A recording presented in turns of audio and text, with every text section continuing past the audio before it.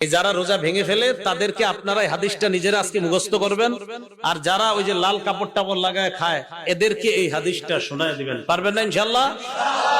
বাংলাটা মুখস্থ রাখতে পারবেন তো? বাস, শেষের অংশটা মুখস্থ রাখলেই চলবে, শুধু শেষের জায়গাটা মুখস্থ রাখলেই চলবে। আমি বলছি, মন দিয়ে শুনবেন।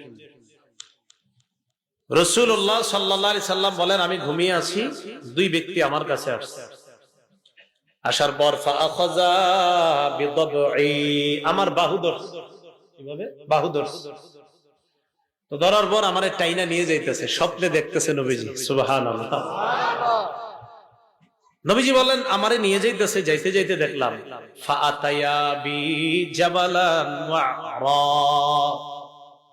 আমারে একটা পাহাড়ের কাছে নিয়ে গিয়েছে, আমারে একটা পাহাড়ের কাছে নিয়ে গিয়েছে।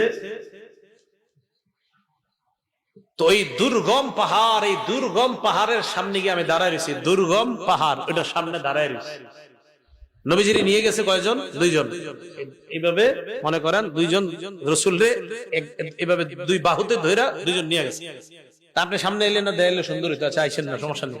মানে দুইজন দুই দিক দিয়ে ধরছে, আপনি ধরে নিতে পারেন, এরকম এরকম ধরে নিয়ে গেছে। বুঝছেন সবাই? এরকম